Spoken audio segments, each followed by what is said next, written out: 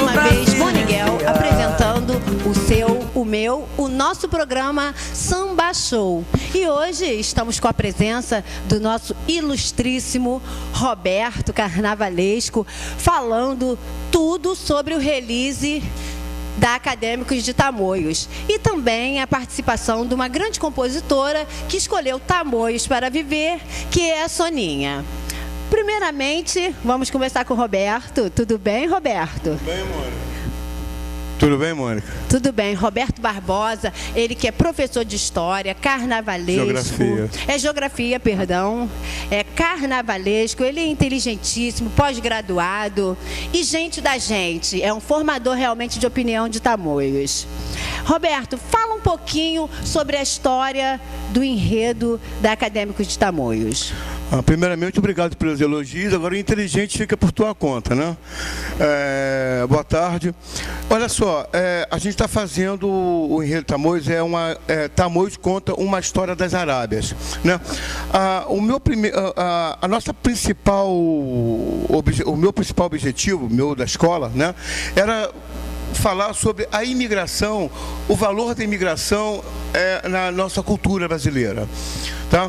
Então, mas pesquisando, aí nós vimos, né, que Dom Pedro II esteve no Oriente Médio em 1808, né? Então, daí começou, até por uma coincidência, vamos dizer, a partir dessa data começou a imigração árabe para o Brasil, né?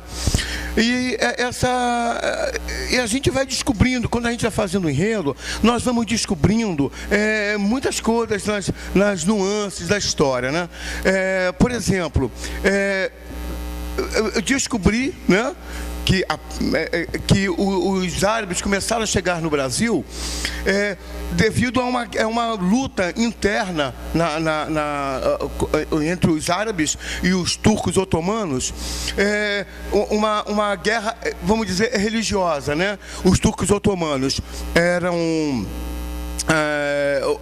perseguiam os árabes que eram cristãos maronitas. E aí, a partir daí, eles começaram, foi uma perseguição muito grande, e a partir daí eles começaram a fugir, né? Inclusive, eles fugiram para as Américas, mas eles pensavam, os árabes na época, pensavam que estavam indo para os Estados Unidos, para a América do Norte. Eles aportaram no Brasil, foi uma decepção muito grande para eles, né? Foi uma decepção muito grande. Quando eles viram, eu estou nos Estados Unidos, não, você está no Brasil, né? Então, e aqui eles fixaram. E eles se fixando aqui, eles vieram de São Paulo e tal, então foram até o norte, né? E criaram inclusive a Rua 25 de Março, Mônica, que é o maior centro comercial do Brasil, né? Foi fundado pelos árabes, né? Pelos líbios, pelos sírios, né? Então, e a partir daí eles foram tomando conta, foram adentrando pelo Brasil, em direção ao norte. E passando pelo Rio de Janeiro, fundaram a Saara, né? Onde tem a Rua da Alfândega, a Buenos Aires, essa rua que nós conhecemos bem, né? Onde a gente faz as nossas copas de carnaval, né? E foram embora. Chegando no Nordeste, fixando-se no Ceará, um detalhe muito importante, foram os sírios que inventaram a coalhada, que é um alimento indispensável hoje na mesa do cearense. Muito bacana isso, né? Então, inclusive, tem muito descendente árabe que hoje fazem parte da nossa política, como Tasso Gereissati e vai por aí, né? Então, bom, passando por essa fase política, cultural, a gente começou a pesquisar. Eu sei que a escola começou a ganhar o enredo para a escola começou a ganhar um corpo muito grande, né? Nós estamos falando sobre As Mil e Uma Noites, e As Mil e Uma Noites é uma história que ela abrange várias histórias, como Aladim, a Lâmpada Maravilhosa, Os Tapetes Mágicos, Alibaba, Os 40 Ladrões, né? Então vai abrangendo. E a escola vem falando sobre isso, inclusive um dos carros vem falando sobre As Mil e Uma Noites. Acontece também que nós estamos falando sobre As Minas do Rei Salomão, que é uma ala belíssima, né? Nós estamos falando sobre os arabescos, sobre a arquitetura árabe. A escola vem muito bonita mesmo. Quem já leu o livro de Paulo Coelho, o Alquimista, é um livro que eu acho que a maioria das pessoas já leram esse livro, né? Ele fala assim: quando você deseja algo do fundo do teu coração, o universo inteiro conspira a seu favor. Entendeu? Então, entre outros pensamentos da literatura e da cultura árabe, a gente está fazendo uma aula de pensamentos árabes belíssimo, entendeu? Bom, se você quiser, eu tenho outras coisas para falar sobre o enredo, mas se você quiser fazer alguma pergunta, pode fazer. Roberto, eu gostaria, assim, que você pegasse os nomes, né, menos divulgados e traduzisse ele para as pessoas, como eunuco, entre outras coisas, porque as pessoas não sabem o que significa. Como outro dia mesmo nós estávamos conversando e as pessoas estavam boiando em relação a isso. Tá certo, Mônica. Olha só, na antiguidade, né? Ainda existe hoje alguma coisa em referência a isso. Antigamente, os sultãos, eles tinham o harém dele, que era composto com várias mulheres, né? E ele desposava 18 até 20 mulheres. Mas ele teria alguém para tomar conta dessas mulheres, né? Então essas mulheres, ele teria que ter uma confiança muito grande. O que ele fazia? Botar um soldado, de repente um soldado poderia chegar lá, pá. Coitado do sultão, né? Então o que ele fez? Ele colocou eunucos para tomar conta de suas mulheres. Eunuco são, vamos dizer, soldados, entre aspas, que eram castrados. Eles eram castrados pela mulher mais velha do sultão.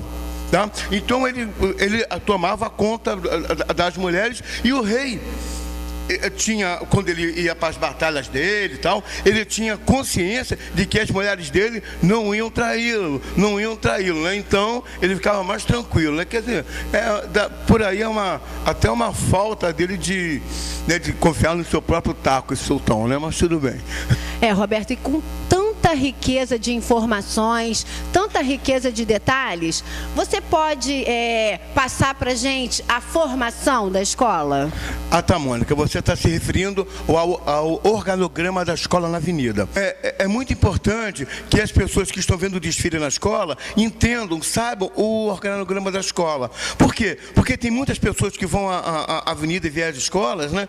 Verem as escolas, então depois aquela escola estava tão bonita e a escola tirou em 5º, 6º lugar, mas o jurado está vendo se aquelas alas têm alguma coisa a ver com o enredo da escola, ou seja, com o organograma. Às vezes é uma fantasia luxuosa, mas não tem nada a ver com o enredo, né?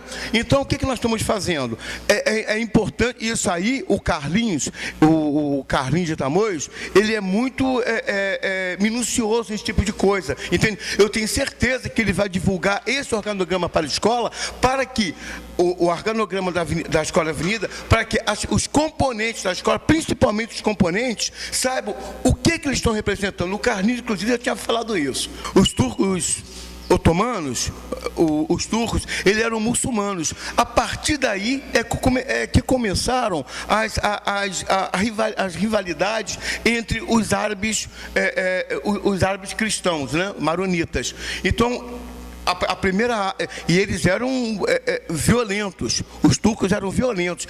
Inclusive, não tem nada, só para uma elucidação da cultura, né? Não tem nada a ver com o enredo. Os turcos, até hoje, eles têm uma guerra incrível contra os gregos, né? Porque os turcos, na realidade, eles dominaram grande parte do Oriente Médio, inclusive no sul da Europa, dominando a Grécia, né? Então tá. Aí vem primeiro aqui os turcos otomanos, que vêm fazendo a comissão de frente. Depois a gente vai entrar como nosso primeiro carro alegórico. O nosso primeiro carro alegórico trata da chegada de Dom Pedro II no Oriente Médio. Um carro muito bonito, é um carro que vai ser uma grande surpresa, tá? Aí vem o primeiro, a gente já vai entrando já com o primeiro casal de mestre-sala e porta-bandeira, que vem representando o deserto de Saara. Vai ser muito, muito bonita essa fantasia, muito linda. E o Ramon é uma pessoa, é uma pessoa muito minuciosa, tem um gosto fabuloso, e eu tenho certeza que ele vai fazer uma fantasia belíssima para o nosso casal de mestre-sala e porta-bandeira, né? A primeira ala vai ser o Êxodo. O Êxodo vai ser a fugida dos árabes para as Américas.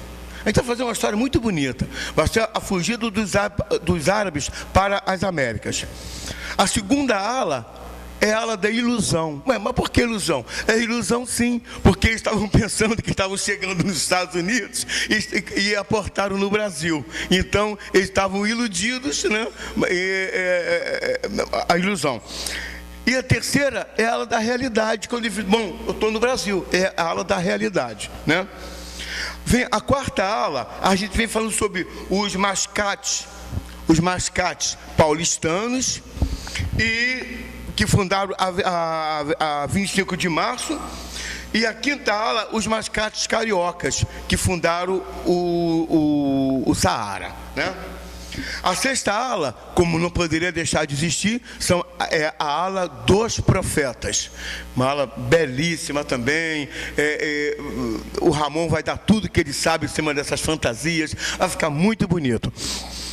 O segundo carro alegórico é o Templo de Meca, né? O Templo de Meca, para quem não sabe, uma vez na vida, todo árabe, inclusive os árabes brasileiros, né, nascido aqui no Brasil ou qualquer outro local do mundo, uma vez por ano, na vida, eles têm que fazer uma viagem a Meca, né, e fazer as penitências dele lá. Eu acredito que o nome seja esse, penitência, né? Mas eu sei que uma vez, aí fica rodando lá em volta e tal, né? E aí depois desse carro, nós vimos com a sétima ala. A sétima ala são os católicos, os católicos. É católicos, né? É católicos. Católicos maronitas, né? Depois você pode fazer as perguntas que eu posso explicar mais ou menos o que significam esses nomes. A oitava ala é a ala da nossa querida bateria da Acadêmicos de Tamoios, né? Representando os muçulmanos, vem belíssima também. A nona ala é arquitetura árabe, e a gente vai falando dessa ala, a gente vai falando sobre os arabescos, né? Os arabescos da arquitetura árabe. A 10ª ala são os beduínos, né? A 11ª ala é Suméria Zababa. Essa Suméria Zababa é a ala das baianas. A Suméria Zababa é uma divindade no período pré-cristão. Ela é uma divindade adorada pelos árabes, né? Aí depois vem a 12ª ala, que é a divindade Rubal. A divindade Rubal é adorado também pelos árabes, é associado com Deus semita no Brasil. Desculpe, o Deus semita Baal. Desculpe, Deus semita Baal. Aí nós vamos com o nosso terceiro carro, que é, aí sim, As 1001 Noites, né? Então, aí nós vemos ainda alusivo porque na realidade, As 1001 Noites é um compêndio de várias histórias, né? Como Aladim, Ali Babá, o Tapete Mágico, o Príncipe Narigudo, e vai por aí. Então, mas nessa 13ª ala, a gente está falando sobre a ala Aladim, que vai ser a ala das crianças, né? Com as suas lâmpadazinhas e tal, vai ser muito show. A 14ª ala é Nas Minas do Rei Salomão. Nas Minas do Rei Salomão, ela é na realidade, ela é um conto verídico bíblico, tá? Ela não é um conto histórico assim, bem que a Bíblia é uma história com H maiúsculo, né? Mas é um conto bíblico, né? As Minas do Rei Salomão. A 15ª ala são os reis persas. Os reis persas, eles eram os possuidores dos haréns. Eles eram os possuidores dos haréns. Eles tinham quantas mulheres queriam, tal. Depois eu posso até dissecar direitinho como eles agiam. Havia o segundo carro, o segundo casal de mestre sala e porta-bandeira.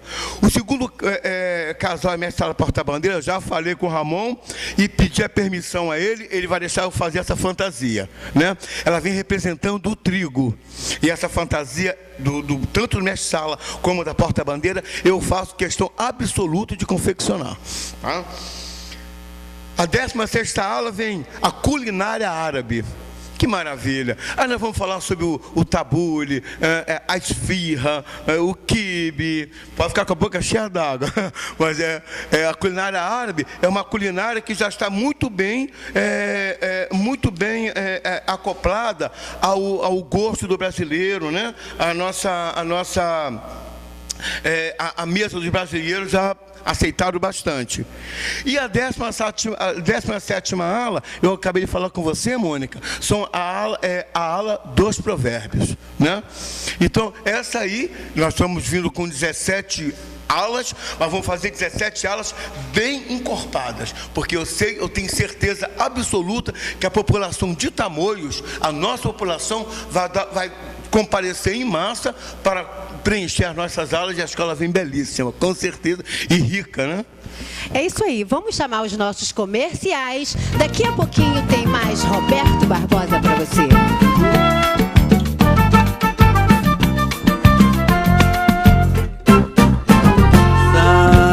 Samba, a gente não perde o prazer de cantar.